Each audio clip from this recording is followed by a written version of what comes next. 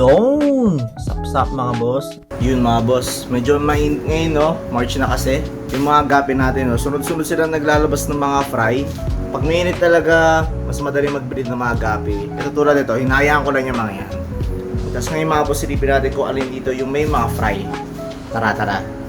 Yun ito, una, ating Yellow King Cobra guppies.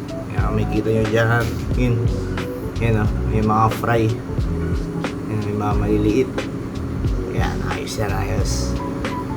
Masunod, iba pang setup ng Yellow King Cobra. Mas konti dito, no?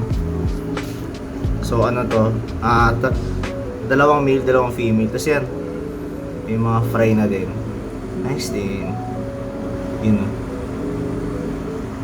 Ito pa, ibang batch ng Tuxedo Koi guppies. At may mga fry na din. Yan.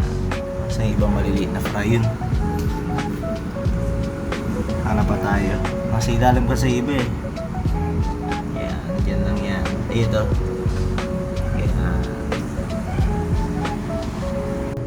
At ito naman ang ating Japan Blue Gold.